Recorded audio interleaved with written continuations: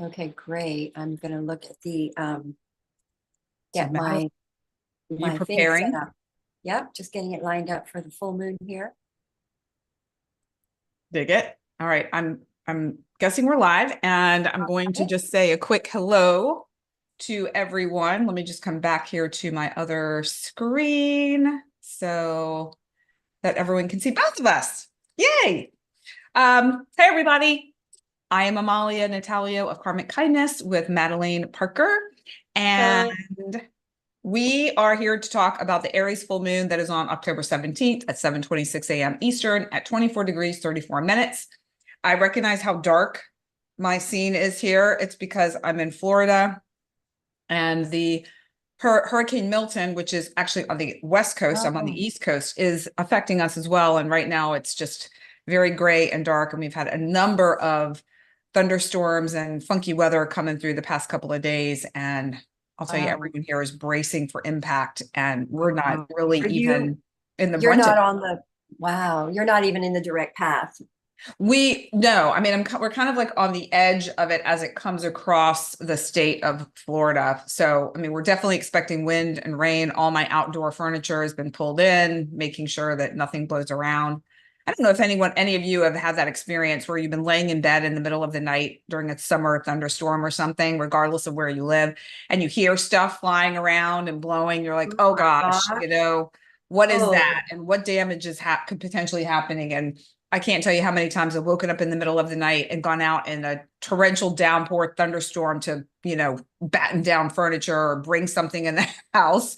So I try to avoid that as often as I can. we really do have the astrology for inclement weather like this, really rainy. We have Neptune in a water degree, at the high degree, we've got Mars in water. I mean, there's quite a bit. What else? Oh, we have Venus in water right now. Mercury's in water. So there's, that Mars and Neptune is definitely impacts the weather. Whenever Mars is in a water sign, is way more rain and storms. Well, I mean, just So from the weather that we've been seeing over the past few weeks, it's been pretty tough. So it's going to be a cold winter. We're going to have Mars in Cancer, except for the time when Mars goes into Leo. The winter is going to be prepare for a cold winter with oh, Mars in. interesting. All right, Madelaine's predicting right here and Yep. now. You're catching it firsthand. Yeah, I've been tracking Mars and weather for like ever since I've been doing astrology. And when there were fires up here, the the Mars is in Leo. And then as soon as Mars goes into Virgo, the fires completely stop, dead in the track. That is very interesting. That's why I just love these spiritual sciences, astrology being one of them, because when you look at the different planetary energies, it really does tell a story. I mean, I love astrology, and I also love something called the gene keys. Mhm. And for anyone who's following me on social media, I've been sharing the gene key of the week, and it's really 6 days, not really a week, but it shows what I'm sharing is where the sun is in the astrological wheel. Oh, And what's interesting is that you can tune into the energy there's like 3 octaves of energy and experience, and you can tune into that for yourself. And it's fascinating to see mm, how those areas will light up. You got the sun there, they're going to light up for you in your own personal world. So wow. all these different ways that you can that I don't know, I feel like you're playing in a way with the energies, and just moving through them with a little more grace and ease, hopefully, if you have a sense of it. So like Madelaine said, if you kind of have a cold weather coming, you can make alternate plans And to go elsewhere, like she and I were talking about before we went live. yeah, and if you're anywhere near any kind of rivers or something, have sandbags at hand. Yeah, You know, it's going to be a lot of rain. Neptune is at that high degree. Mars there, all these Venus and Mercury, and then even while they're in those energies in Vedic, it's going to get it's a long period of water. yeah. So everyone just So be it's prepared for good that. to know. Yeah, Yeah, yeah. it is Your good to know. boots, water boots. Well, just be aware of that, when it comes to that, and also leaks or water issues in your Mhm. home. I mean, that's something to Yes, also be to consider as well. yes. Go out of Good town, to turn off the water, things like that. Yeah, good to patch the roof while it's dry still, before Yes, that's true. So, all right, let's talk a that's little, the benefit of astrology is we get a heads up on these things. and you can prepare before the masses, which is Yes. also quite nice. Mm-hmm. So let's just talk a little bit about Aries and the body connections to Aries. I like to mention this because I feel like it's super helpful to know, okay, during this full moon time, it's connected to your head, to your teeth, to your tongue. Maybe not the best time to go and get a dental procedure on this moon, particularly. I personally find, from my experience, having any dental work on a new moon or a full moon can be very challenging for healing. So kind of stay away from it, but particularly this one. And then it also is connected to the blood, arteries, your gallbladder. So, how can you boost your what I would call your life force or your chi through your blood? There's a lot of herbal supplementation that would be helpful during this time as well. So just kind of give you a baseline of the body connections with Aries. And, Aries obviously is ruled by Mars. Madelaine mentioned Mars, and there's a lot of fired up energy right now in general with elections coming up and a lot of political unrest around the world. So we have a lot of amped up energy, let's just say. Now, to share a little bit about the aspects to this moon, as with every full moon, the sun and the moon are opposing each other in the sky. Think about your Aries as yourself, and think about the sun is in Libra, and think about Libra being others or your relationship with others, how you engage with others. So there's going to be an opportunity for you potentially to see how you can really highlight yourself, your needs, and not at the expense of other people, of course, but not at the expense of yourself. So it's really highlighting yourself. The moon is square to Mars. Okay. We already kind of touched on this, but talk about some intense emotional energy at play here. You might find yourself being irritable. You might be a bit impulsive. It may spark passion or drive in you in some way, which can be positive, but the irritability and the impulsivity could be driving some of that, and so be aware of it. We have a beautiful sextile with Jupiter. The moon is sextile Jupiter. So this is really awesome for personal growth, for being able to expand our perspectives about what is showing up in our lives. It is also a very comforting and engaging type of energy.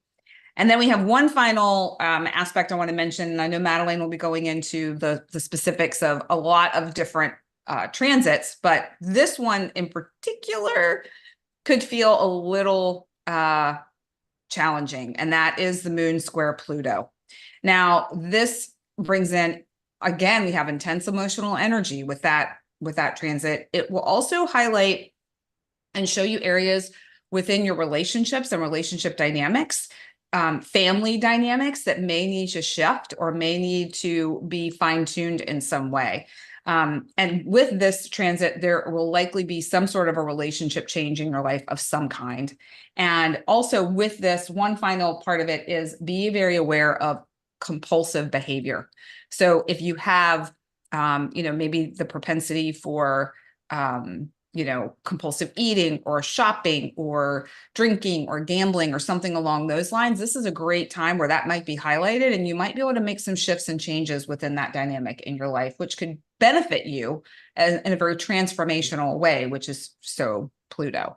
So that's the groundwork. I'll share the flower of the this moon cycle as a whole in a little bit, but I'm going to let Madelaine jump in and share her take on what we have to look forward to in this upcoming moon cycle. It's all you, Madelaine. Oh, I thought you were going to share the flower. No, I'll do it after, because okay. I haven't drawn it yet. I forgot to. So funny, because I'm like, I was sitting here going, God, I wonder what flower shows up. You'll find out shortly. Well, this is an intense moon. I mean, I really hope best. You know me, I'm ruled by Jupiter. I have the ruler of my chart is in the 9th house. I'm a faith restorative, but I just hope this isn't war, or it isn't defending homeland, or, you know, in the collective, you know, that this isn't, because Mars rules this full moon. It's making a square to it, and Mars is defending territory, defending your homeland, defending your home. Like in the news, there's the sheriff that shot the judge, and he said that they were going to kidnap his mother, his wife and daughter, and that is so Mars squaring a Mercury actually right now, which it's doing right now in Cancer. So Mars is really emotionally charged to defend and protect its home and family. And this full moon, it's an Aries, which is a world full moon. And Aries is the energy of, Aries is ruled by Mars. Mars is not afraid to cross borders. Mars is not afraid to step on toes. Mars is not afraid to do what needs to be done. So it's at around the same degree point of that Aries eclipse in April, 21 degrees. So this 21, 20, and plus we got Jupiter going retrograde at 21 degrees. So this, like, part of everybody's chart is really getting activated in these, especially because of that Jupiter going retrograde, because Jupiter's a slow planet. It takes forever at that 21 degree point. It's there until the end of October. So that's just worst case scenario, but whatever happens, we're being protected, and we're being, because of that Uranian trine to Neptune, a sextile, and then we've got Pluto and where's Neptune? Where did Neptune go all of a sudden? There it is. There's Neptune in Pisces. So, and Venus during this eclipse is making a very favorable aspect. It is in energy ruled by Mars, because Venus is in Scorpio, Mercury's in Scorpio, ruled by Mars. So this is such a strong Mars. Now, so Mars is also action and getting things done and making movement. And so this is most likely, we have another eclipse in Aries coming up in April at the same degree of, I think, 25 degrees. And so this is really, what do we call it? When you get these Mars squares, it's ambulizing. There's a word for it. It's causing movement and forward and action and mobilizing. Change. And, yeah, thank you. Mobilizing. Yes, because it drives us. It's putting energy into our action state, and we're taking energy, and we're moving, we're changing, we're at the action stage. Because I've watched my Mars transits in my own chart, and when I get a Mars square something, that's the day where I get something really big done. I get a big achievement done. I really tackled a big job, got it done. I was in that Mars energy. So collectively, we're in our energy of, like, you know, getting over these humps, pushing forward. You know, Aries is the horns. We're pushing through something. We're getting onto the other side. It's not easy with a Mars square. You know, in our personal lives, there's going to be the reason something isn't done, or it doesn't happen, or hasn't happened, is because we haven't done something. And then Mars comes along and makes us do it so that it happens. For instance, say the eclipse hit your fourth house, you're going to move. Well, on this full moon, you've got the truck, you're lifting, heaving things, moving things. You're packing, you're busy. Mars usually indicates sort of like lifting, you know, heavy. It's masculine, you know, muscle movement, and it's part of this eclipse. So we're at the end of this Aries Libra eclipse cycle. So we're wrapping up. So a lot of times you don't see the changes, the big shifts. You see it a little bit, like when I do readings for people, I'm like, this relationship looks like it might be rocky, may not last this eclipse cycle. And at that point, they're like, yeah, maybe not. But then you hear to them, they go, no, we're working on it. We're working on it. You're like, oh, good, that's great. But by that, you know, it's going to go down. Like, and so, like, at that last eclipse cycle, it's kaboom, it's done. You're over, you're moved out. So it's like, it almost takes that whole shifting of eclipses. They take that whole 18 months really for the thing to really show. So we got one more Aries eclipse in April, where we're at the end of this journey of the Aries Libra set of eclipses. So we're really mobilizing those changes now. We're motivated, we're driven, we have a lot of energy. I think you tapped on that, a lot of chi energy.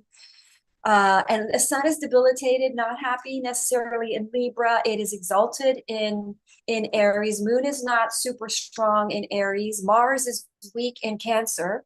Mars is not strong. So it'll be interesting. But you know what it is, what's really the moon ruled by Cancer. So we've got this trade-off, because we've got the moon is in Aries, and we got it, I forget the word for it, but mutual reception. So we've got Mars in, we've got the moon, which rules Cancer, and Mars is ruled by Aries. So they're in each other's positions. So there's this sort of relationship between the emotion and the ego. And so in a full moon, you know, the reveal of the ego, because the emotions, what happens is the ego can operate only so long, ignoring the emotions, until the emotions finally just erupt and show up. So this is the full moon, where some sort of deep denied emotion, you know, a lot of people run from how they feel and run away from what they don't want to feel. And so this full moon, because this full moon, a lot of times we're not doing what we remember. In the Aries eclipse, this was all about the ego. So this is the same theme. It's all about what we think to what we intuitively know, because the moon is all knower. So it's like we're having this ego intuitive battle going on all through our lives. That's what we're doing here, learning to balance these two forces and to align the ego with the intuitive. And so this eclipse, this full moon, it's not an eclipse, is really bringing to light the emotional truth that now the ego needs to follow. And that's what's going to happen. There's going to be that flip. So we've been working on this ever since that Aries eclipse at 21 degrees. That's where Chiron is right now. So it's like we're healing whatever it was in us that's running away from how we feel, so that we're not making the intuitive, true decisions. Did I say that right? Yeah, that's great. And you know what? I would love to share really quick, Madelaine, and then you can pull if you're cool with me doing this really fast, just showing the impact chart, and then you can pull this back up and share whatever else you want to. Because I feel like there are, hold on one sec. Let me pull this up. Where is it? All right, hold on. Hang tight, everyone. I thought I had it up, but it's not showing up. Okay, there we go. So, Madelaine, would you mind stop sharing really quick? Oh, yes. Thank you. Awesome. Thank you. There we go. Now I got it. I was like, why isn't it showing up? Okay, so here we go. So we have this is the impact chart. So, you know, if anyone that's watching this, I would assume that you've pulled your natal chart. The information where you can find that is below. You need your birth data, your place of birth, your date of birth, the time of birth. You can get pretty close to accuracy, even if you don't have your birth time. And there are astrologers out there who can rectify charts. Do you do that, Madelaine? Do you rectify charts? I'm very good at it. It's one of the things I can really nail. If you don't know, for sure, talk to Madelaine. She can help you as well. And so, you know, basically what you're looking at here is where these red lines are. You can pretty much expect that you're going to be feeling this particular moon cycle intensely. And so that is going to be for those folks who have your between 0 and 10 degrees Aries, 0 and 10 Capricorn, 0 and 10 Libra, and 0 and 10 Cancer. If you have, you know, any planets or points there, just be aware that this is something that you are going to feel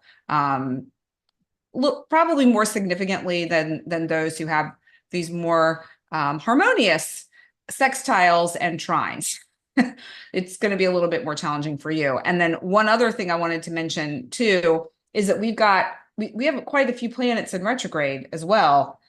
Jupiter, Saturn, Uranus, Neptune, and Chiron are all going to be in retrograde at this time. So there's a lot of reviewing energy and recalibrating and resetting. And that can also feel somewhat challenging just from an overall energetic standpoint. And, you know, Jupiter and Saturn, I feel like, you know, those two planets, they're kind of like, balancers in a way. You know, Jupiter wants to expand and Saturn really kind of confines or constricts in a way.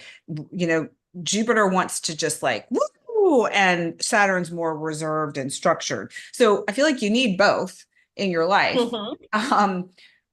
But there's definitely going to be some tweaking that you're going to notice will be taking place. And then, you know, with Uranus, innovation can come from that, and Neptune, clarity. And then we have Chiron, deep healing. So it's really amazing on the other side of it. It's just when you're in it, it could feel a little bit tough. So I just wanted to mention that really quickly and just share that impact chart. Because for me, I need to see it for it to make sense. So thank you for indulging me on that, Madelaine. Sure. I mean, yeah, because it's a cardinal eclipse, which means it's angular. If you're a cardinal and it hits your angular houses, then yeah, you're not eclipse, full moon. You're going to, you're going to see it stronger than some people.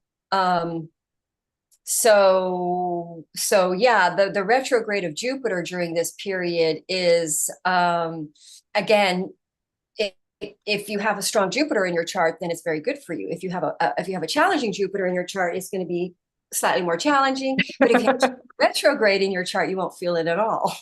Oh, goody. I have a Jupiter retrograde. Oh, so good. You won't even notice. Yeah, probably. Fantastic. But Jupiter retrograde can, and especially squares to Saturn, can kind of block abundance, because Jupiter retrograde is not as abundant. But what it's doing is making us collectively go back over that area of our chart and learn something, redo something, reperfect something, come more integrate some kind of a lesson that we've learned, reevaluate our spiritual perspectives about things, our beliefs, and then whatever house that's in our chart, we're reevaluating something. We're going back and learning more about it, learning how we can be more in alignment with what's really truly authentic for us in our own spiritual beliefs that aligns with what we're doing and how we're living. Anyway, we can get into all of that. But basically, and then Saturn retrograde is basically the same thing, because Saturn and Jupiter are working together, helping us walk our authentic calling. Our career and our calling coming together. I love that perspective. Yeah.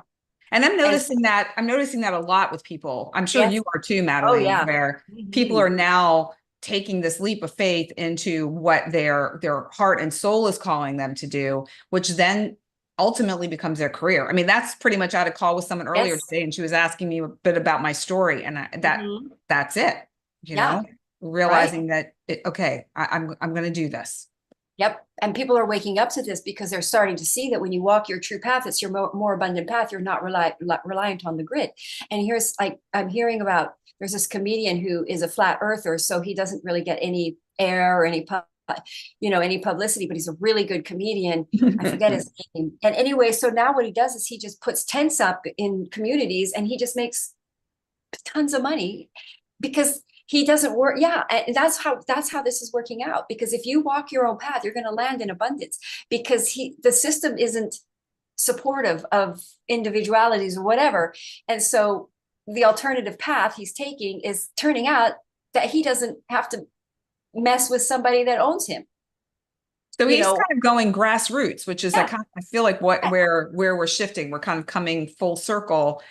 It's not really full circle. It's more like, if you think about it like a circle or a spiral, it's like we're coming back to that same point, but we're at a different, higher octave, if you will. Just the energy is a little bit different. I think grassroots is very, very much the energy, because what that means is it's propelled by the energy of the people, and not a corporation, or not some sort of financial backing, that kind of thing. Right. So then you're not beholden. So you can free speech. And then everybody wants to hear the truth, because we're in the era of the truth now, and especially in these energies. So people are going to the truth. That's where the success goes. Yeah. So, and I think where were we?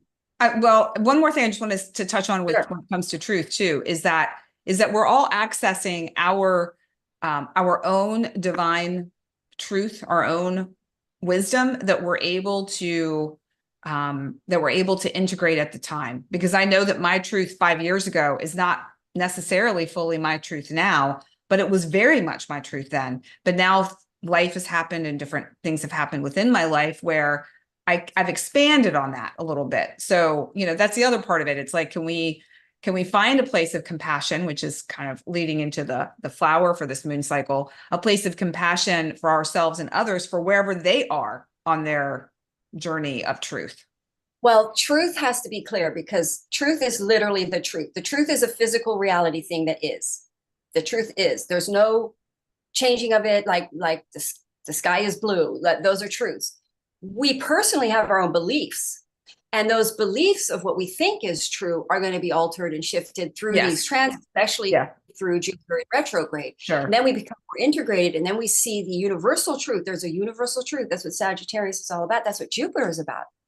And so we have to align our beliefs with a universal truth, and then we're in alignment, And so that's something that we're becoming higher and higher consciousness around as a society, because the religions are not necessarily the truth, even if you believe in the religion, so.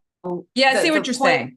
I see what you're saying. Yeah. So I guess it can get kind of tricky and sticky when you start to get into maybe religious beliefs versus these more, and people believe certain things in their religion, but is it true? Is it the truth? And that's what we're looking for now. We want the truth. Yes. And what do we know is the truth? So we're in the truth seekers. It's a big movement. I consider myself one of them. But we're entering an era where we can no longer fall onto the old paradigm, because it no longer, we were seeing too many holes in the old paradigm. So we're shifting paradigms here. We're going to see that in April and May. We're going to see a whole, when the outer planets all shift into whole new signs, we're going to be in an entirely new energetic frequency field. We have this polarization between us, and politics is going to go kaboomba. We're all waking up that we're all collectively against the corrupt forces that aren't supportive of our system, of our structures that supports humanity. And so we're going to see this. It's going to be great. I think it's great. So anyway, I agree with you. This. Yeah. But it is going to be rocky. It feels like, anyway. I don't know. This full moon could be. This full moon absolutely looks a bit challenging to me. I'm a little bit nervous about it. I'm staying inside. I mean, it feels challenging in terms of, maybe for people personally, as well as a whole, collectively. But just, some of the astrologers and other, mystical teachers that I listen to, all pretty much are saying the same things about how these next few months into the beginning of 2025 are going to be a little bit bumpy. It's hard to tell like how strong or how wild, because when the sun opposes Pluto here, plus we're going to have the sun at the end of this week squaring Mars. So really the whole month looks a bit iffy into mid-November. And it's just hard to see with all these like planets squaring each other, Mercury, Chiron, Mars. I mean, it's just like, whoa, what's going to happen? Plus Pluto's at the end degrees, 29 degrees. And those 29 degrees are the most crisis and action points in this chart. So, hang in there, stay positive. And the most important thing is to not polarize and to not use this energy to mobilize us for change rather than conflict within. We need to collectively put our energies against that which is not good, basically. So do you want me to share the flower now, or do you want to share any more of the chart? I would love to see the flower. Because the flower, I feel like totally speaks to what you were talking about. Okay. I know that flower looks a little scary. It's very Pluto, isn't it? It's like, oh, everyone look out. Every time this flower comes up, I'm like, the beauty of this black bat flower is that it activates fierce compassion. And I love those two words together, because when you think of fierceness, you don't all automatically think of something like compassion. But if you put the two together, isn't that really kind of what we're being called to do right now? Feels like it to me. Yeah, I mean, you Um, know, that Mars in Cancer is very passionate, fiery, emotional, just like that. It's right. It so speaks to this energy.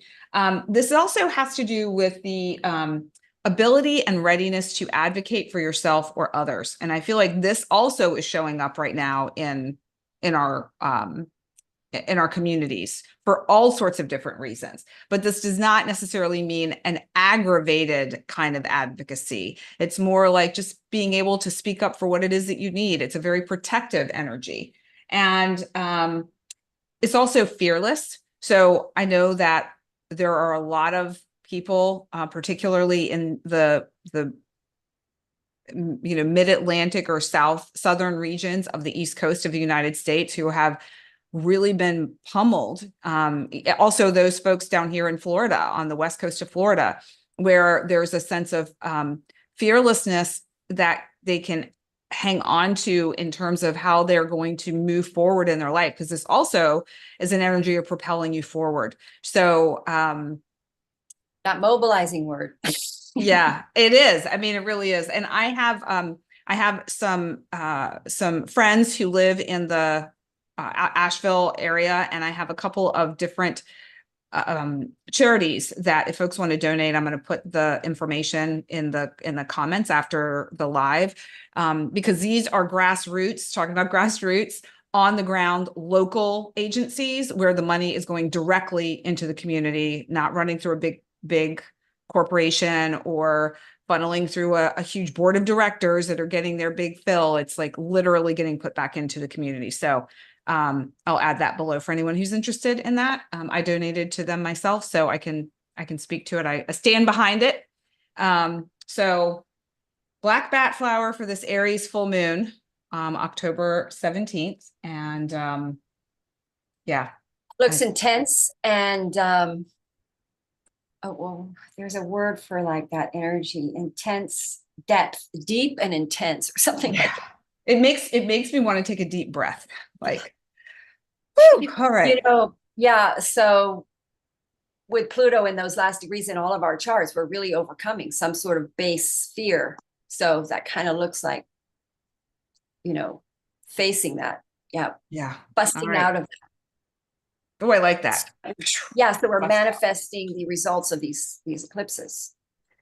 Wow. Okay. So we're going to start with Aries. Yeah. Let's do it. I'd be curious to talk to an Aries right now and see how they're doing. I'd be very curious. Are they really emotional with Mars and Cancer? Are they like, I have a client who this is kind of like just what I'm kind of picking up on and then what I've heard through another mutual friend, but she seems to be really on target with her, like her intuition and her like locked in on things is really spot on right now. Like right? she's That's got good. this. Yeah. So I feel like, we shall see. We're not quite to that, full moon quite yet. So that could shift. But as of right now, she seems to be really like on it. Watch out on that full moon. She's going to turn into a werewolf. Just kidding. Hopefully not. Hopefully Yeah, not. Hopefully no, it's really smooth and beautiful for her. Yes. Yeah. So yeah, bumpy full moon here. And I say that lightly.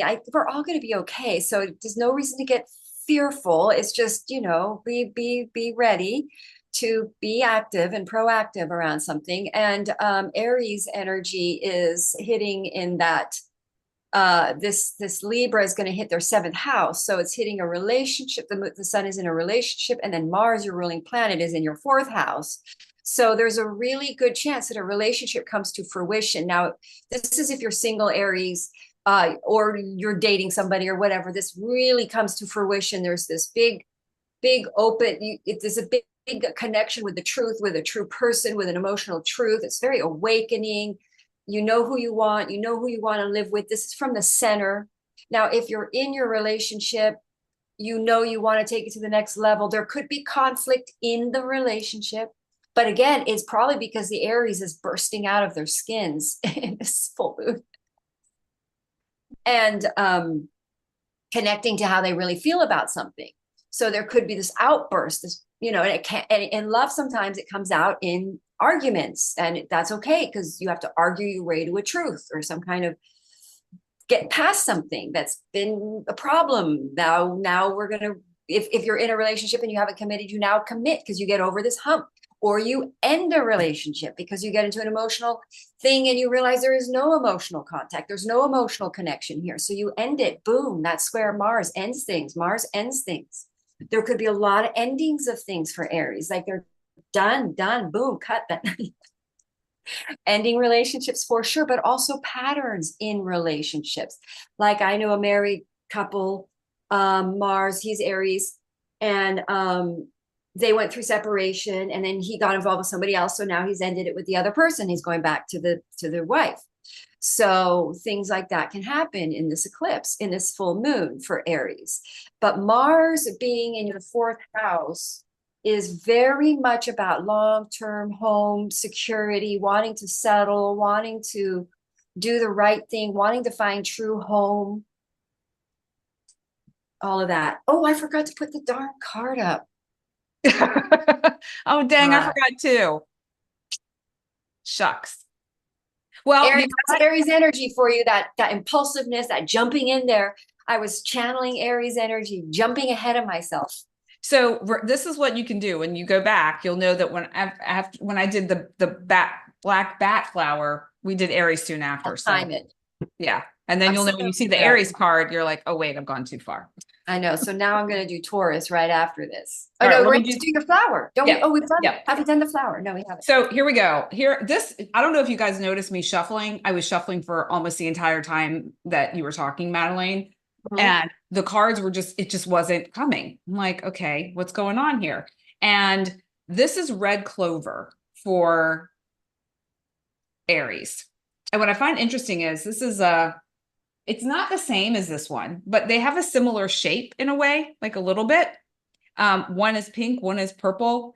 And this red clover, it feels a little softer, a little bit more manageable, a little sweeter. One of the keynotes for this particular flower, wait for it. Yeah. Fierce compassion, which is literally what we were just talking about. Now, this has a slightly different energy too. It's a message of you're invincible.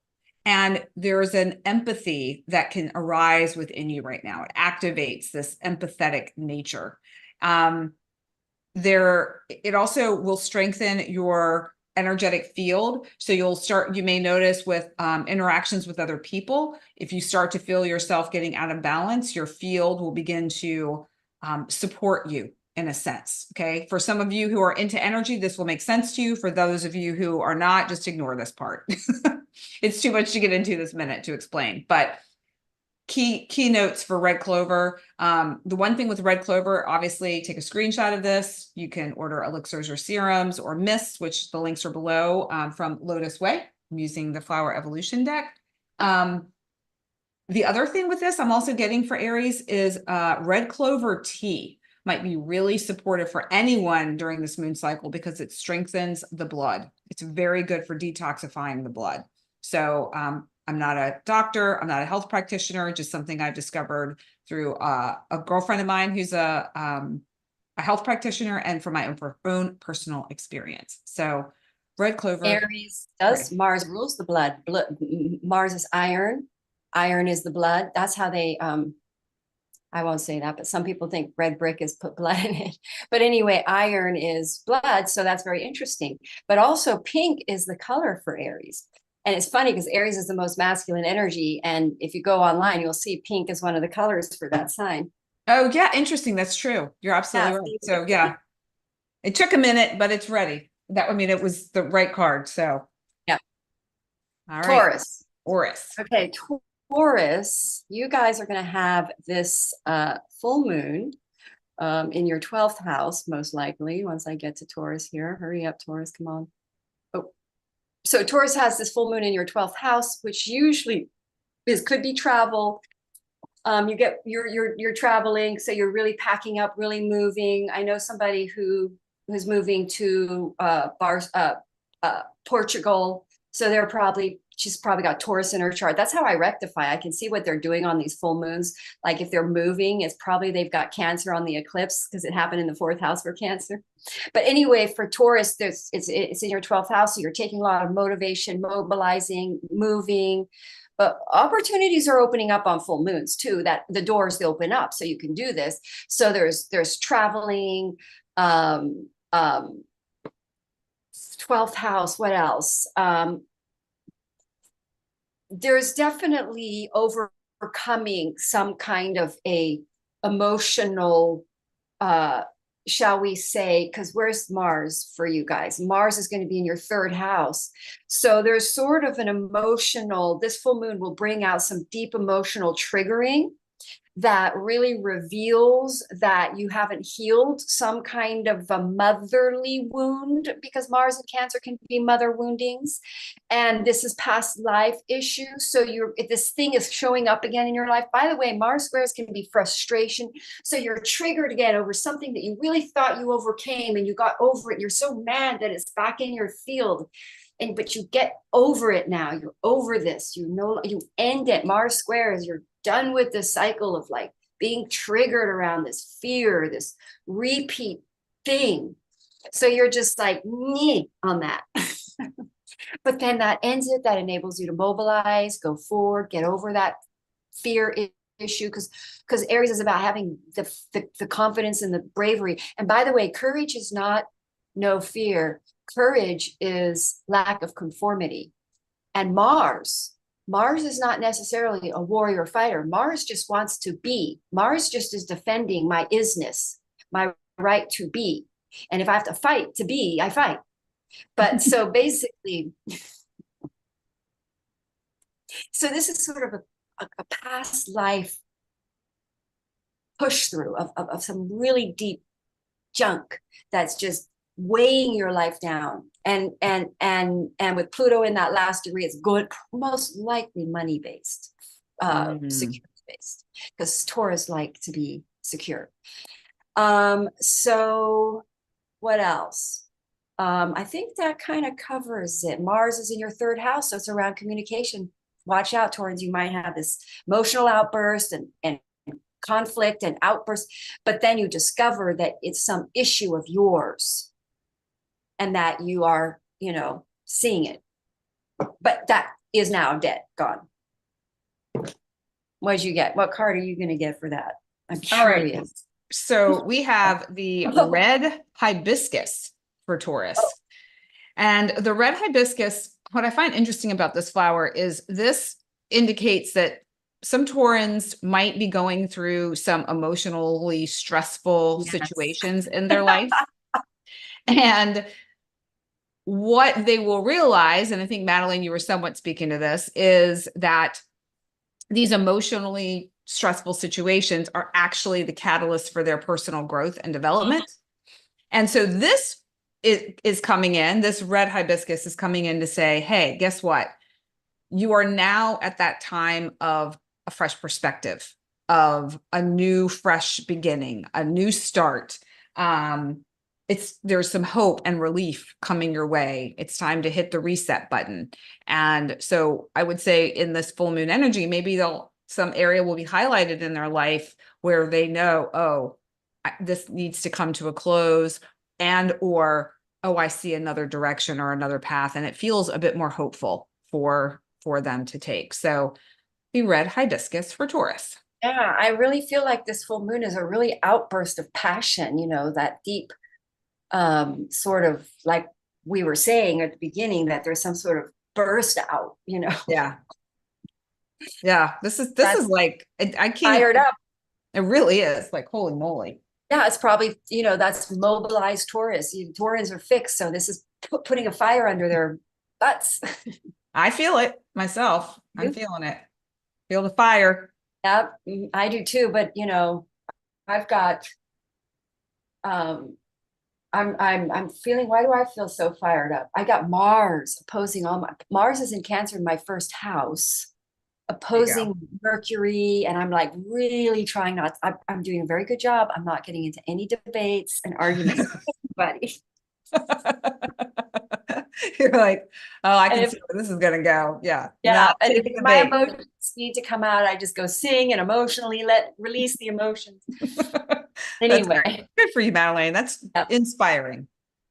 yeah. Because that's because I know that transit's there, so I can really be careful, you know. All right, so there is Gemini. So that puts this Aries energy, it's I think your 11th house, right? Yep, your 11th house. And that's actually really nice for Gemini. I mean, you're some kind of fruition or resolve, because full moons is the bearer of the fruit of the new moon, which we would have had in Aries at last spring. At this degree would have been early, would have been March, maybe that was that new moon, Aries. I'm trying to think, when was the new moon in Aries? I won't distract. But anyway, the new moon in Aries was April, March, I'm sorry, end of March. And this eclipse brings the results of having met somebody then, of having instigated a social media thing or met a new group of people or new friends. Now something really comes to fruition. This is very interesting now that I think of some Geminis I know.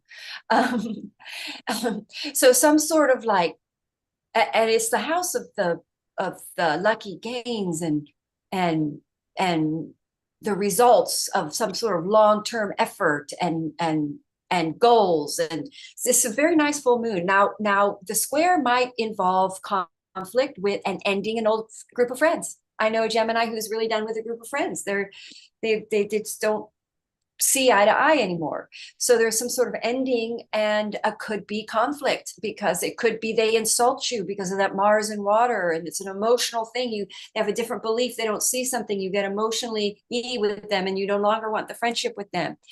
But at the same time, now you become clear on who your tribe is, the tribe that you can really see a future long-term gains with, or a social media platform.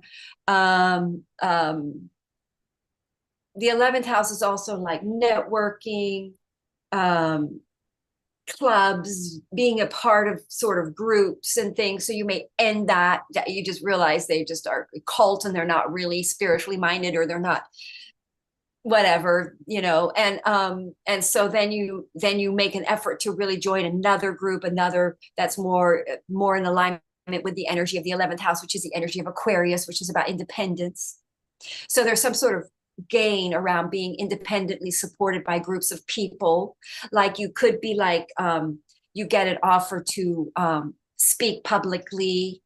Gemini can be very good speakers, and you get this opportunity and you start speaking in front of crowds of people about something. You get over your fear. That Aries energy is getting over your fears. That's what that square is. It's like getting past it, getting over it, and over yourself on social media.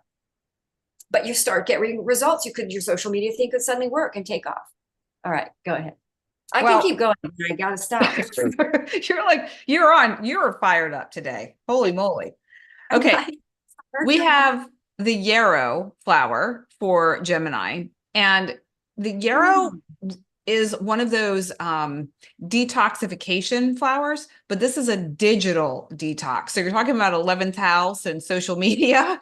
This is almost like maybe take a step away from it during this time period. It's not really like diving into it. It's more like step back from it, recharge your own batteries. And maybe that's recharging your batteries in group settings in person, not online. And you're going to find that there's going to be some energy supporting you. And I love the yellows and the whites in this particular card. That will bring you clarity of mind. You're gonna feel that sense of knowing for yourself when it comes to groups. You know, maybe there's a group that you've been thinking about joining and you haven't for whatever reason. Now you're gonna know it's a yes or a no, and maybe it's a yes and you go and you meet a really beautiful community of people that you've been putting off. So yarrow for Gemini. The Mars is in your second house of money, so it's like you and talent. It's like you become connected emotionally to some true source of way of feeding yourself and how to earn an income, and if having Cancer over your second house with Mars there, you want to dance and sing and everything. A talent comes out of you. The ability to suddenly sing and dance appears in your life. I'm kidding. Pouring out. Yeah. Okay. We going to Cancer now? Cancer. Yep. Don't forget the card. Oh, by the way, Gemini has Jupiter in their first house. So so they're really initiating a lot of stuff. It's a good year for Gemini. Sweet. Then Jupiter moves into the sign of Cancer, and Jupiter's exalted in the sign of Cancer. So Cancers are going to have a really good year, very good year here coming in next spring. All right, so Cancer, you lovelies are having this full moon in your first house with Mars on your ascendant, so watch it. You might get, worked up and emotionally get into conflicts and start getting mad. I almost got mad at my son the other day, and I really pulled the reins in. I said, nope, there's a way to say this in a more loving and compassionate way. And I found it, Good. and it worked out much better. Good job. That was a mom, proud mom moment. It was. And so Cancer mamas, just watch out. You might get fired up and defend your children. But if it's important to do that, then yes, be a mama bear, of course. So then you're going to have this eclipse in your 10th house. I mean, this full moon. I keep saying eclipse because it's hitting at the same degree of the eclipse. So you're having it in your 10th house. And most people are not seeing necessarily the results of those eclipses that happened in April in Aries. Well, I think this is when we see the results. I mean, the full moon brings fruition. So this is nice. It's a work promotion. What else? Like an opportunity comes in and again, all these lunations from now on for the rest of our lives are liberating us pretty much. So this is a full moon that brings in an opportunity that financially liberates you, that enables you you've got Jupiter in your 12th house going retrograde to teach, could be teaching, could be travel, opportunities opening up. Again, there's some sort of thing you've got to get through with that Mars square in your first house. You either get through some sort of, what could it be with that Mars squaring? Let me take a look. Well, the nodes are still, don't forget the nodes are in Aries in this full moon with the nodes are still in Aries. So there is some sort of new fated destined career that may involve you quitting and ending because the squares are going to be ending. So you may end. I do have my son is Cancer rising. He is definitely getting another situation and he's pretty much ending the other work that he was doing. So basically, and then with that square, you're very mobilized and you had an eclipse in your 4th house. You might be moving, you might be putting a lot of energy into moving. And, yeah, because the Mars squares your 4th house. So this opportunity most likely makes you move and change your living situation or mobilizes you to travel because of that Jupiter in your 12th. And I'm definitely there. I'm definitely planning travel. So I'm very excited about it. So, what else can I say for Cancer? Relationship stuff coming in because you have Pluto in your 12th, but really, and that's in the works, finishing off, clearing off last sort of codependency, attachment-based energy, fear-based energies to relationships is basically coming to a complete and utter dissolution. And then perhaps a relationship now that the healing is there. So a relationship does happen here, which is what cardinal full moons and eclipses do. They change where you live, your work and your relationships and your identity practically. So yeah, I think that about covers it for Cancer. All right. We have the nasturtium for Cancer. And this flower I feel like is really awesome for those who maybe have had some career stagnation or they have been unsure which direction to take their career. I have a friend who's a Cancer sun, and she had an opportunity kind of just drop into her lap a couple of weeks ago that could potentially be setting her on a whole different trajectory for a career path. And so yeah, this flower to me speaks directly to what you were saying also, Madelaine, where there's also an energy of spontaneity. So kind of follow your flow. Don't get too caught up in all the blah, blah, blahs. And it's also very supportive of being at the right place at the right time. And when you're in the right place at the right time, doors open, and that could be a doorway to a different career path or something that is connected with how you're seen and engaged in the world. So nasturtium for Cancer. Wow, that's really interesting because I forget to add, we forget this part of this lunation is in Aries, which is spontaneous, which is, jumping out of your chair energy. And new beginnings. It's like suddenly spontaneous new starts. Let's go. Leo. Speaking of fire energy again, Leo here, Leo. All right, let's look at Leo. What's happening for Leo? This is going to happen in your ninth house. Talk about travel and mobilization and new beliefs. Of course, whenever you have full moons in the ninth house, you have this big awakening. And I can think of a Leo who's going through a big awakening right now, who's seeing a lot of things in the news that they didn't believe, and now they're believing. And so there's like a lot of sort of aha there for Leos.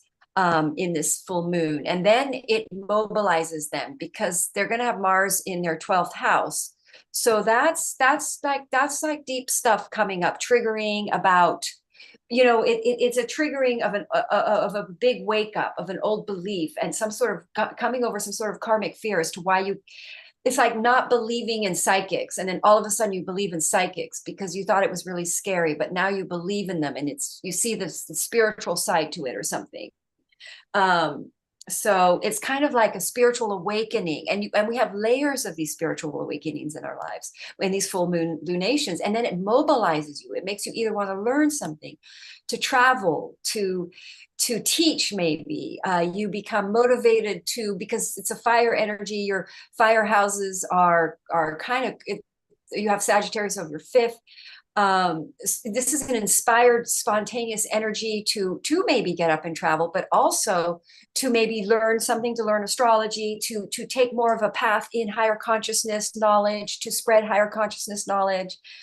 Your calling, because the ninth house is your dharma. So it's like you suddenly wake up to your true dharma, your true calling, what you're here for, and you end something because, like, for instance, let's say you've been in the film industry and now all this like corruption comes out. So you don't want to be in the film industry anymore. You have a spiritual awakening. You end that. It was a karmic thing for you anyway. So there's some sort of like ending of a belief, which makes you end something that you've been doing karmically. Interesting. Yeah. So does that we resonate? Because I know you have Leo. Does it resonate at all? Not yes. But I don't know yet.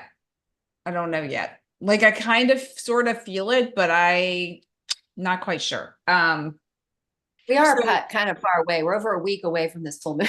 Yeah. So it's like, we'll see. I mean, sometimes you see them far in advance, but for me, it's like just a glimmer, nothing too concrete I could share. So the bird's foot lotus is the flower that came out for Leo. And this has it's a take charge flower. So I feel like that's very Aries in the energetic experience. This flower also helps get to the root cause of worry.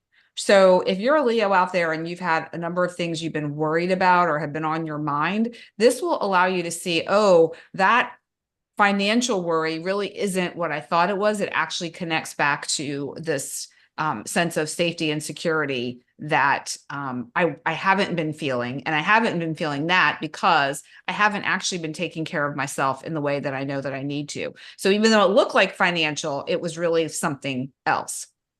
So it'll really help you get to the root cause of that. And this flower also is a flower that wants to tell you, expect the best. Expect the outcome to be better than maybe you thought. And that take charge is going to be there to support you in that. Expect the best, and that worry that's been blah blah blahing over here and niggling at you, you can just put that to the side because you are now able to see things a bit more clearly in this light of the full moon. So bird's foot lotus for Aries. Leo. I'm sorry, for Leo, for the Aries full moon. Yeah. Yes. What comes after Leap? Virgo. Like, Did you have a moment? yeah, I was like, whoa, what? I couldn't think of it. Okay, Virgo. I know this is it. You got Jupiter in your 10th house, but basically Virgo, which is great because it's going to go retrograde. It's hitting at about 20, 21 degrees, staying there till the end of October. Jupiter in your 10th house, great for your work, great for your career, job promotions, etc. So now we're going to go to Virgo here with this full moon hitting in your 8th house. So wow, yeah, that's a challenging full moon. That's like, you know, I don't really like full moons in the 8th house. I'll be honest. I get triggered and my fears of survival. But what it does is it reveals where I have no faith in God, where I'm not believing in God. And then you go, oh wow, I didn't really need. Yeah, the fear comes up, it gets triggered, and then you see, you got to get over that fear because that's blocking you. You're not trusting, and you transform it. It's death and rebirth, transformation on a deep psychological level.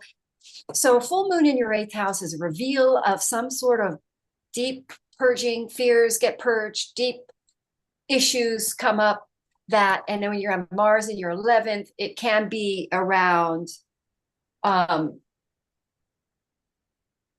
you're going to be maybe triggered by something in the collective, in your tribe, that gets you upset, that maybe is very triggering, and you know, fear comes up around relationships, because the 11th house is a relationship house, because it's other people, it's the audience.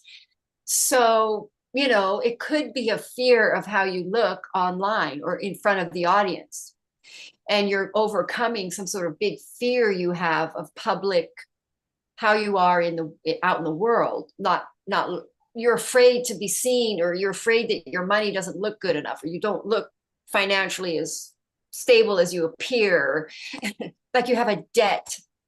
But this full moon kind of gets you over that, and you then can take mobilizing actions to improve that. But also this full moon could give you and bring you a way out of that debt through a connection to online and through your tribe, and some way that money gets improved, an opportunity can open up, that you get, you know, that feels very connected. Remember, this is from an intuitive.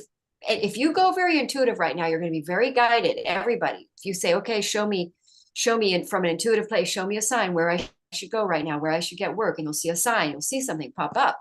So it's almost like they're going to end a tribe because it squares that 11th house. They're going to probably end a group and start a new group that is much more emotionally in alignment with your destiny. But also you could get a loan or some sort of financial funding, or some sort of a sponsorship, or somebody also can pass away, and an inheritance. But ultimately it is financially beneficial. It brings a financial fruition of something that this eclipse, you may have invested something in a money market account or something, and this eclipse really brings you, I mean, this lunation brings you result and some good money around that enables you to pay off a debt.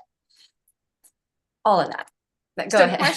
So a question about the death of someone. Could that be, is that someone, and is it directly connected, or could it be a grandmother versus could be a grandmother? Yep. And you would have been seeing this. They may have gotten sick. They may have gotten sick on that eclipse. Mm-hmm. The cancer came out that then, and now they pass, or they're better now. But usually if someone passes on an eclipse, it's, you know, I mean, on a full moon, it's like my mother, you know, she was like 5 months away from when everyone thought she probably would have been happier leaving. So it's like, usually in a full moon, you can tell it's somebody that's really old and ready. Well, the reason I ask it is interesting because the last moon cycle, there was one of my sisters had the moon in her 8th house. Then the moon cycle previous to that, I had the moon in my 8th house, and now my daughter has it in her 8th house. So yes, I mean, and granted, we have a big family, so the likelihood that this is going to hit this way is you know, part of the story. But I also find it rather fascinating to to just observe, just observing. Moon is definitely mothers, women, grandmothers, all of that. Yeah, that's what I was thinking, but I wanted to confirm. I Okay. noticed that most people pass, in people that I know, relatives and families, that they usually pass on full moons. Yeah. So I guess the last one, with that being a new moon, doesn't carry as much weight, but it was still in my Yes, sister's that's eighth true. house, Mhm. you know. That new moon may show the information that somebody's on the way out. Yeah. I mean, it's like we're not here forever, so Right. we have to let people go. Yes. Yes. But that eighth house is to really, we have no control, and God's in the story, and we let go, and we believe in God, kind of our version of connection to that higher power that's in charge. We really, whatever that is for each person. Yeah. So, okay. Beautiful flower for Virgo, the pink lotus. And the pink lotus is a reminder of divine wisdom, a reminder to look within oneself. Spiritual insight and understanding could come into the picture for Virgos right now. And the other message, I love this, so beautiful, is especially with the eighth house, because I think of the eighth house as being a rather challenging placement, because if you're going into the depths, into the shadows, into the murky waters of Scorpio, and oftentimes you've got the Scorpion archetype that'll come and like get you, and it's not pleasant or doesn't feel good. Well, if that does happen, just remember that this is I guess I would say alchemizing you in order to bloom into your purest self. And I just think that's just amazing to have that message for an eighth house full moon. So we've got pink lotus for Virgo. Yeah, because I think of the result of the eighth house full moon is you have much more connection to source and more faith as the outcome. You're like, wow, I can't believe I survived that. That wasn't fun. All right. That always reminds me of Laird Hamilton, because he's a big wave surfer, and I study his chart, and he's like all these planets in his eighth house in Pisces. So he's got a past life drowning. And so he's here to learn that the drowning wasn't what took him. It was God that took him. That's what the eighth house is. You discover that. And so he's constantly on the verge of drowning all the time, and thinks, well, that's it, I'm dying. And then he pops back up and he's like, whoa, I can't believe I'm alive. And so you get this death and rebirth. And then he's like, yep, God's going to take me when it's time. I could be drowning. I could be driving. I could be wherever. It's terrifying, though, the thought of that, being under the water, getting turned around. I know. And, oh my gosh. I know. His stories, I get very drawn into his stories. They're very adventurous. All right. So Libras. Don't forget. Okay. You've got the South Node in your house, so you're really changing, you're really releasing. Oh, card. Libra, thank you. Libra, so you're really changing you're letting go of an old way of existing, an old way of being, an old way of operating in relationships, especially. Libra is a relationship energy. And you're letting go of being people pleaser. You're being a little more proactive in your relationships. You've got Aries there. There's a full moon in your 7th house of relationships, which means a relationship does come to fruition. I do know a Libra that I'm reading for who is most likely ending a relationship, and she thinks she met someone, and I looked at her chart and I'm like, yeah, that's for sure, you met someone that is significant. So maybe they wake up and they end that relationship, and then they go towards their true divine partnership, because remember, Mars is in the energy of Cancer, which means your 7th house is ruled by Mars, which means you want your home, you want the person that's home and secure. Cancer is about long-term security, home, feeling safe. So now you want that relationship. You want your home relationship. If you're in a relationship, your relationship could go through quite a rocky reshuffling of energy, where now it's more even and you aren't doing all the work in the relationship. And there's a big shift and change in your partner's life, and they are different. Because you stopped people pleasing this relationship, they are stepping up to the plate more and doing what is more of their side of the responsibilities of the relationship. And then you've got like this full moon, or it could bring into fruition a partnership agreement with other business partnerships that you're supposed to be doing a collaborative, a joint effort with someone or your partner. You go into joint um, calling, Jupiter, Saturn, calling, career, coming together with your partner. This is soul contracts coming in here, very much so. So for Libras, very much a relationship coming into existence, or a current one, or your spouse changing, their lives changing really radically because they've had eclipses on their Aries planets. So their life is changing. And so now your life becomes more, shall we say, aligned with with Mars in your 10th house. Again, you could quit a job, end a job, or change your career because of this relationship.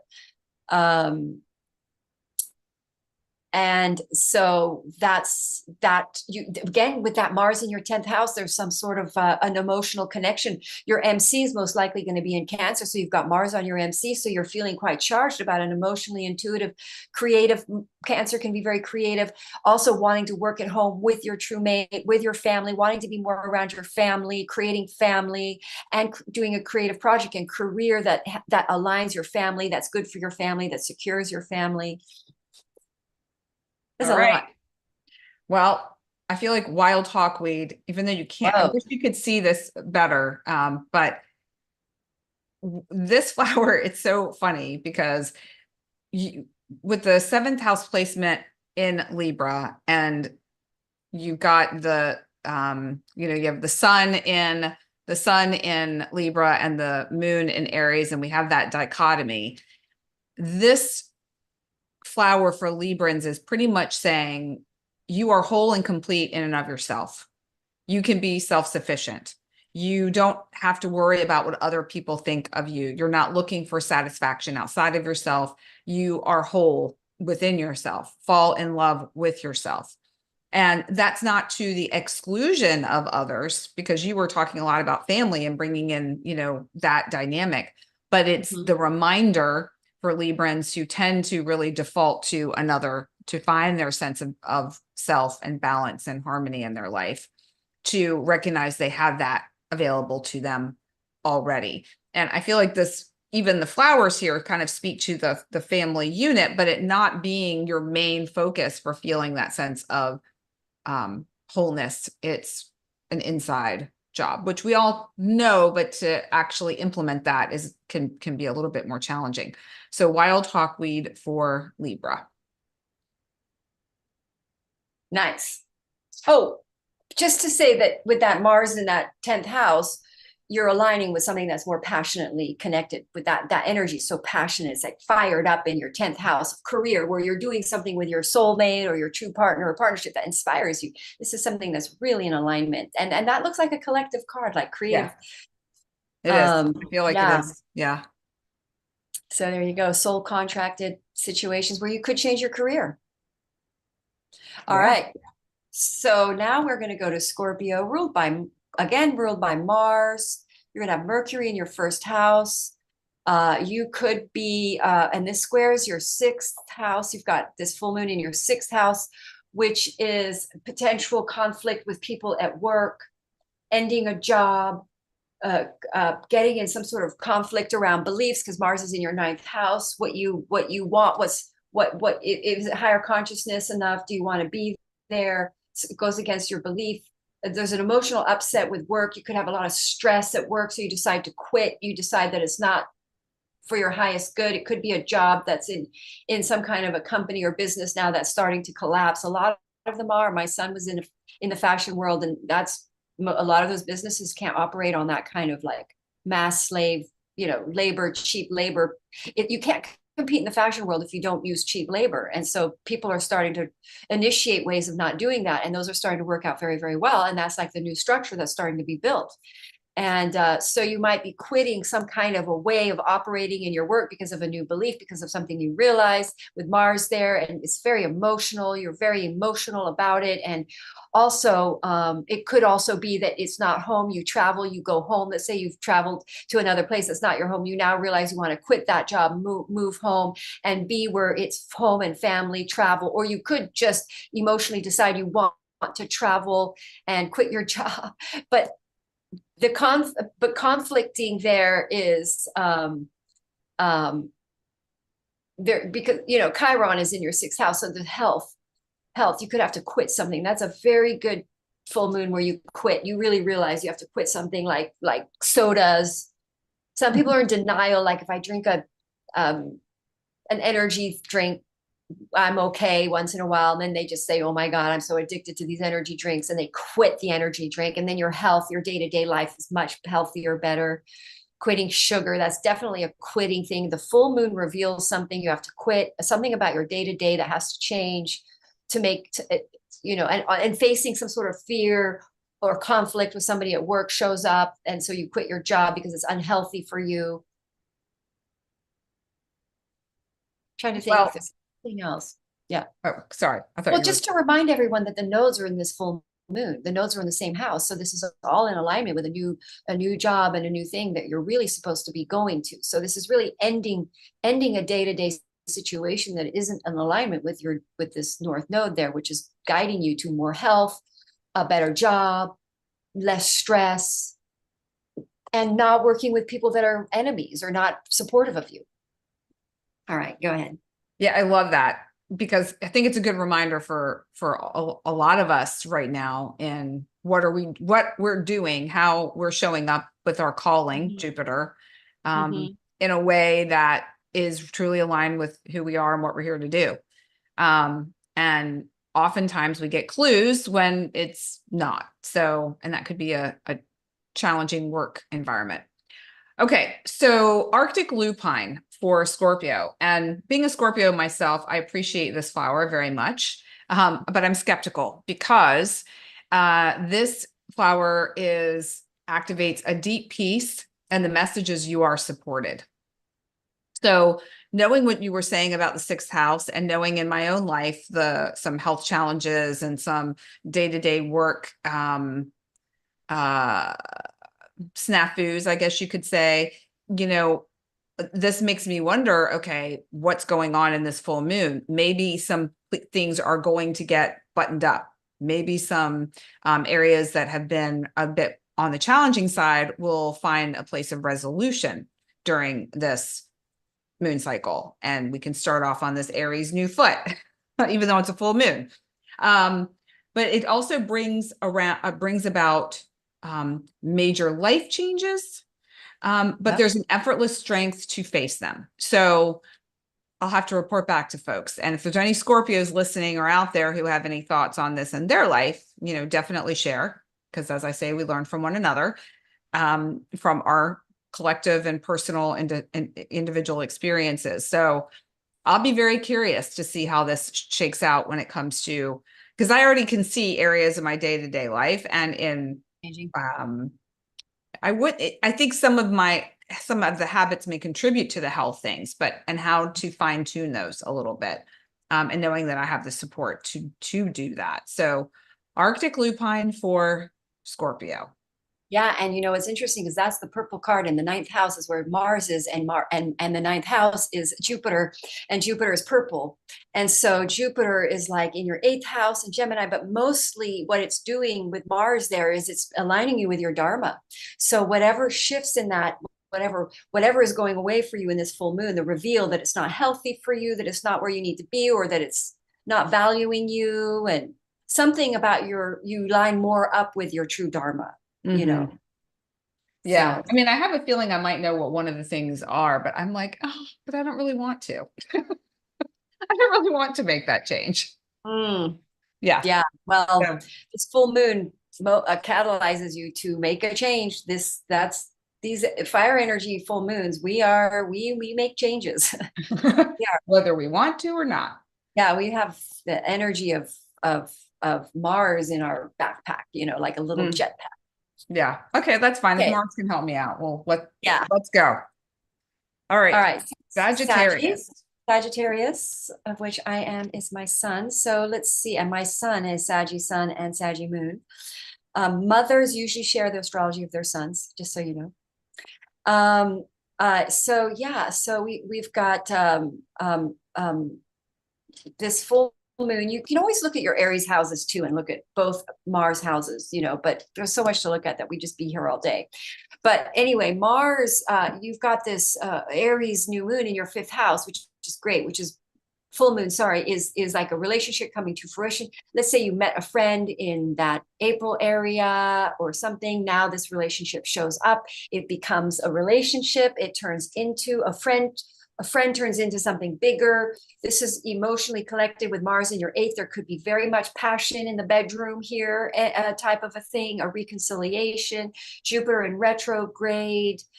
Your planet in retrograde in your, where would Jupiter be? In your seventh house of relationships, going retrograde, a friend coming back from the past, turning into a relationship, a co-collaborative, fifth house is collaborative, seventh house is collaborative, Sagittarius getting into collaborative soul contracted partnership agreements. You could start teaching or working with somebody from the past that you made connection with in the Aries, a friend. It could be a creative project. It does not have to be a relationship or a marriage partnership. You met my son, for instance, he made a friend with somebody around that time, and they've started collaborating in music together, and it's just literally starting to sort of take a momentum, and it looks like it's going to be really good. Is working very well. So they could find this, and it's the fifth house, which is on the stage, which is performing. So like for my son could really see this come to fruition where it's really working. You have a big audience. The sun would be in Libra, giving you a nice big crowd. And so it's kind of like it's nice to have a full moon in your fifth house. It's fun. It's joyful. You're having a good time. It's meeting friends, a lot of people around you, social, because the sun is in Libra and you're 11. So it's like fun, good times. You're feeling really on top of the world. But again, watch out with that square to Mars. There could be conflicts as well, but you're going to be very energetic. You're going to be feeling a lot of energy moving. I'm sure my son gets a show and he's really busy carrying equipment. That Mars squares, you're carrying equipment, you're heavy stuff, you're moving carpets, I moved a shed on a Mars square, a whole shed up like to the top of this hill. It was the most intense experience. I can't even tell you. I thought that the truck, as it turned the corner, I watched my shed go like this. Yeah. And the guy who was driving is like a Shrek character. He's like, yeah, jumped. He doesn't, he was like going up the hill like this, like just without any fear. And I'm watching my shed go gadung, gadung. I was just going, It made it to the top of the hill. That's hilarious. I know. So yeah, so a lot of action. Now also something really good can happen that you end a debt, you can pay off a debt. That would be really a nice thing for my son. Anyway, trying to not make this all about my son. But anyway, or you end a relationship. Don't forget, you could absolutely get into a conflict and they get triggered, your emotions in that Mars in your eighth house, you get into a big fight, you end a relationship, you end a friends group, you end because it's squaring your 11th house, you're ending an entire tribes group, you end your social media, you end your old identity of social media, you come into a whole new thing, a whole new tribe, a whole new look. I totally see that happening with my son. What do you got? Well, you had a lot to share on that. I think you had a personal experience to pull from that was like, yes, I'm cheating. I'm cheating. Yeah. So we have silk floss for Sagittarius. And again, I feel like this is so aligned with what you were sharing. The message is it's time to shine. It activates confidence. Wow.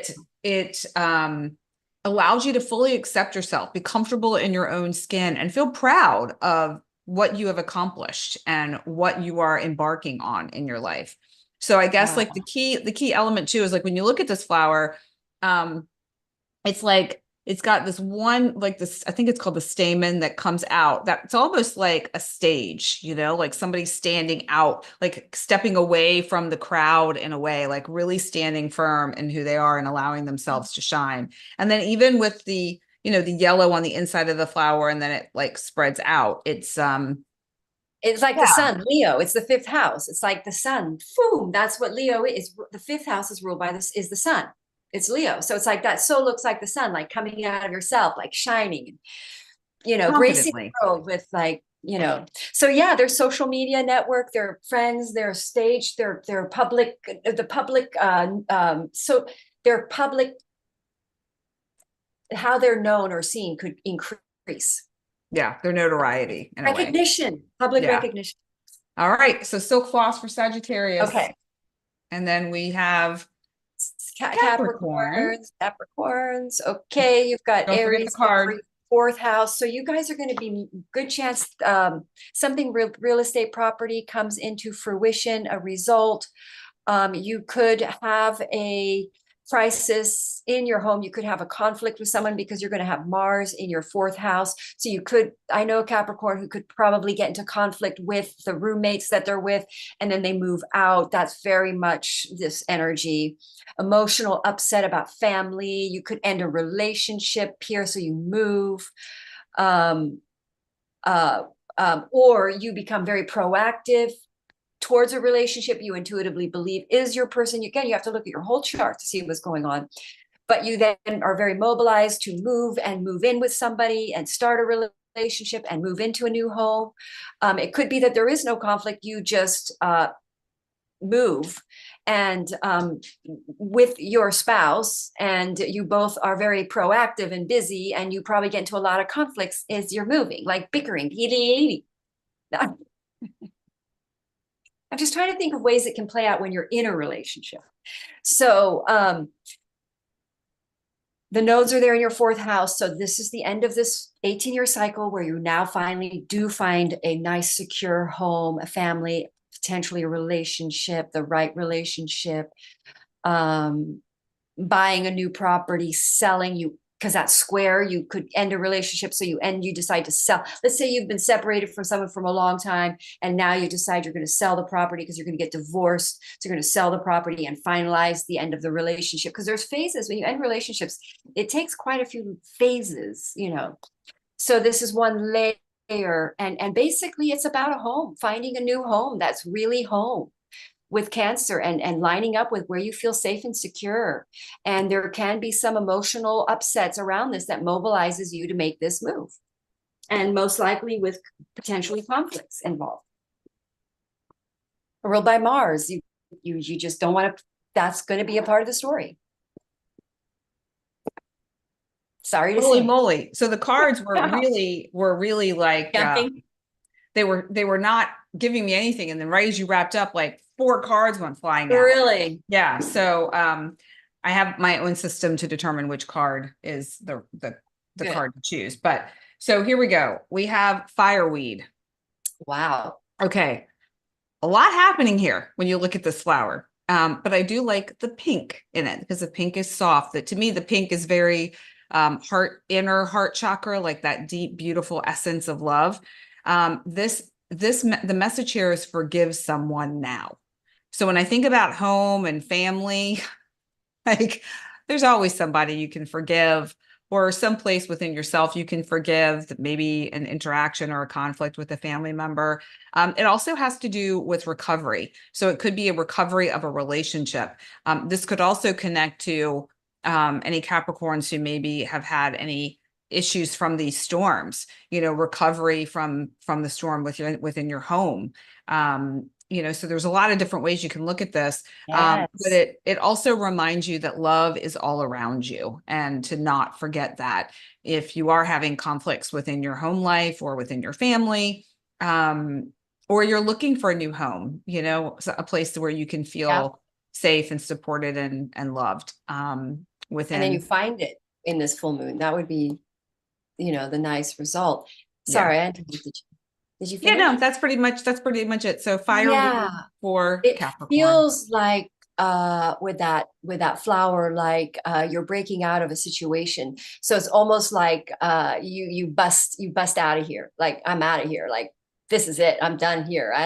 I'm not living here. I'm not in this situation. I'm out. Like, yeah, and maybe doing something differently, you know, within the family relationship dynamic, where and I have someone specific in mind, and I feel like if she watches this or is tuned in, she'll know I'm speaking about her. You know, have like these old relationship dynamics within our families where we just kind of fall into just the way you've always done it, even though that's not really what we would like to do, but are fearful of the consequence if we change it, or if we actually do speak our own truth and say what it is that we really feel and what the fallout could be within the family because of that. And this, to me, is a reminder of it's important that you honor yourself, forgive yourself for not speaking up all those times, and forgive the other person for, creating that situation along with yourself that where you don't feel like you can. So beautiful opportunities, I feel like, during this moon cycle for some healing for Capricorns in their family dynamics and or home situations. Yep. So, yep. All right, let's do Aquarius. I should put it in front of my face because that really stands out. I'm looking for it. All right. Hilarious. It's like, that you'll see, because sometimes when I'm trying to find the card, it goes by so fast, I can't find it. All right. So Aquarius, you guys are having it in your third house of media, travel, short distance travel, communication, writing, starting small businesses. Oh, a full moon in your third house can be the death of a sibling. I've seen that happen. Can be the passing of someone that's around you, or you move. Something else is going on in your chart, and you move. So you have a whole new group of people around you on a day-to-day. I usually see that in full moons. You got into a relationship, so now you have a whole different group of people around you. Third house full moons are like media. You could start a website, or you've been working on your website, so you launch your website. Some kind of communicating writing project now looks like is going to happen. It opens up. You decide a writing project, collaborative. Usually sort of Aquarius over the third house is sort of like technologies over the third house. So it's, I'm sorry. Aries over the third house. Third house is kind of interesting that Aquarians have Aries over the third house because Aquarius is the technologies and communication. It's a higher octane of Mercury. So it's like Aries they're getting the confidence to get out there and start a social media platform and get their voice out or say what they need to say or start because they're charged with Mars. Where's Mars? Mars is in your sixth house. So it's like something mobilizes you around your health or around your work or not wanting to do a work that's not in alignment with you anymore. So you got to put a lot of motivation into your social media so you can start advertising, so you can get yourself out there because you don't want to do some kind of work anymore that's stressful for you, that's not emotionally in alignment. So you have to be independent. With Aries over your third house, you start a business. You start your independence. That's very independent Aries. We're motivated, initiating something new, because it's a full moon, it's already been initiated, it comes to fruition.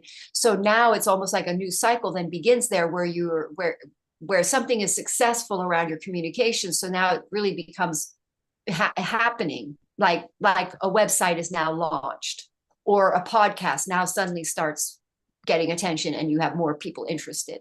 And so now you start getting clients, or you sell, because the third house is also selling. So your media platform starts selling, you start getting new clients. And you're motivated because of that Mars and water in your sixth house. So there's an emotional sort of motivation there that's motivating you, that because you're not happy about something in a day-to-day. So you're motivated to make this change. Go ahead. So I have an Aquarius in mind for this card specifically, and how it relates to all of what you were sharing, Madelaine. And this is the navel orange blossom.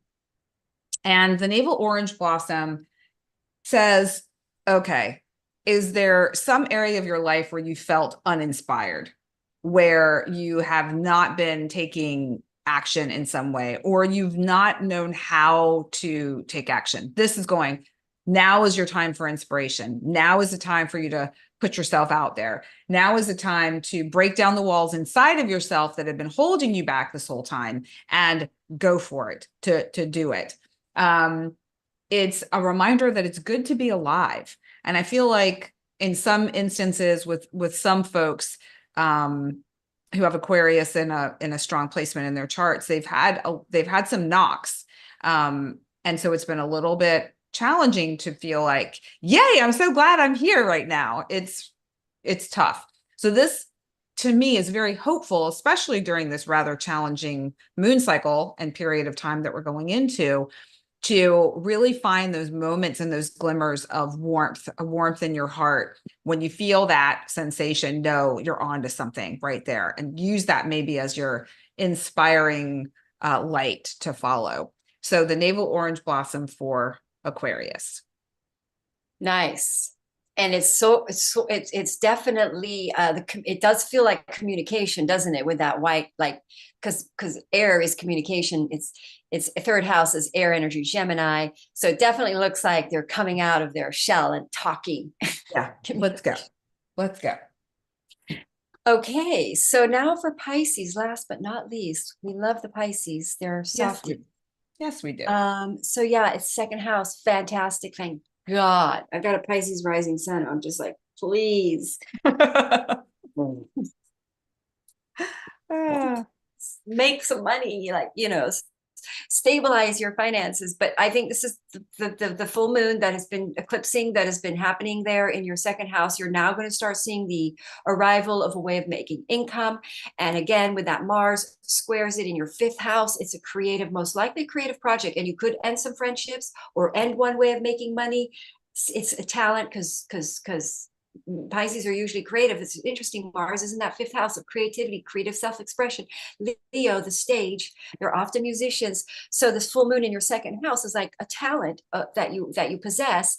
Now puts you on the stage because you're emotionally honest. Now, again, this is secure. There's a security in this energy. You're doing what's truly inward, what's emotionally in alignment for you, and it is going to make increase your income. This is definitely a money full moon. Money comes in. This is the Pisces are probably going to do the best financially on this full moon, and most likely ending other creative collaboratives that are not bringing fruition. It's almost like a collaborative creative effort starts to take off, so you've got to end all the other ones, and ending situations that are draining your finances, or collaborative projects that aren't really bringing you. You may end an old, like I know a musician who's changing one way of doing his music and going to start doing it another way, and then this way makes money. And this is the journey you've been on for a while during these eclipses, where you've now aligning with Mars there in the water energy, where you're intuitively aligning with the right people that are going to make you the money, the right collaboratives that are going to be in alignment with your true talent that you're here to expand with that Aries full moon in the second house, which is all about your gifts, your talents, what you already innately possess in your gifted soul to heal humanity, because Pisces are always going to be healers. And then they're more in alignment with their true voice with Mars there. And there might be emotional outbursts, outlet, arguments with friends, endings of relationships, but you're in alignment with with much more your authentic truth for your financial future. And especially with Saturn in your first house. This is a 30-year new established way of earning income that is secure, because it's involving Cancer. Go ahead. Well, this seems like a very happy, hopeful flower for Pisces then. I like it. This flower activates acceptance of what is, and the message is to fall in love with what is. So it's the acceptance of, I feel like sometimes we can all do this. This is not necessarily Pisces specific, but I do notice this with my Pisces ascendant husband, is that sometimes we can get caught up in the story of the doom and gloom, or the oh man kind of the vibe, versus, okay, I see this. All right, how can I utilize this in a way that's going to move me forward, or that I can learn from, or, put the spin on it of your choice. He can get caught up in that, in the, oh man, kind of a vibe. Yep. So this is, okay, how can we accept what is while learning something from it, and then turning it into something fun and playful and beautiful? It doesn't have to be this very like dark cloud scenario. And it also, has an energy of profound inspiration. So maybe you have some sort of inspiration from something that comes up during this moon cycle. And then you feel a sense of contentment from that inspired idea that you have, and a feeling of security. I think as I wrote that note on my notepad, Madelaine, you were talking about feeling secure. So very much in tune with the energies of this moon cycle. And so the Mandavia for Pisces is super supportive. And, you know, for anyone who is interested in learning any more about these flower essences, or, you know, understanding a little bit more about why I'm sharing them, there's you know, some information that I'll be posting on YouTube, and I'll put the links in below so you can see that. There's a place you can purchase the, you know, any of the, you know, elixirs. I have a mist here and an elixir here, that are really supportive during these times of change and potential challenge. I strongly believe in them, which is why I'm a, you know, partner with LOTUSWEI, and you can get 10% off using my name. So lots of goodness coming up I just for, want to yeah, say for something about everyone Pisces. if they're interested in support. Okay, Madelaine, go. No, I just wanted to say something about that Pisces card, because the other thing about a full moon in the second house is you become very revealed of your low self-esteem and how you're not charging your value, because the second house is valuing yourself. So it's almost like it reveals how you haven't valued yourself. And then you just suddenly wake up and you go, whoa, and suddenly something occurs that makes you see, wow, you are, what you have as talent is quite valuable. So it's like waking up to your value, and where you haven't been charging enough, where you don't value yourself. So I just wanted to throw that in, because that flower kind of looks like, you know, coming from the outside, I now see my beauty a little bit there. Oh yeah, I could see that. Yeah, it's quite, just throwing that out there. Quite nice. So well, yeah, I guess that wraps up all 12 signs. Thank you, Madelaine, for the you're welcome overview for everyone, and we appreciate those who have stuck with us and those who maybe popped in and are going to watch the replay later. Please do like and subscribe on both of our pages if you're able. Likes. It really helps. And we will see you again in a couple of weeks with this upcoming full moon in Scorpio. No, new moon in Scorpio. Yeah. Boy, another Mars ruled lunation. That's probably going to be around that Mars Pluto opposition. Eesh. Yeah. We'll be fine. We'll be fine. We'll have lots to talk about then too. Let me just, before we sign off, let me just see if there's anyone. We have a couple of comments which I answered in the comments. So yeah, I guess that's it for the moment. We'll be back here in a couple weeks, and in the meantime, if you need any astrological or tarot support, card support, guidance, Madelaine is available for readings. If you're looking for you know, a plethora of spiritual science support with a little bit of hypnotherapy mixed in, and the possibility of some yin yoga remedies with also the flower remedies, you know how to reach me. Our information is below, and we will see you in 2 weeks. Thank you all again for joining us. Bye.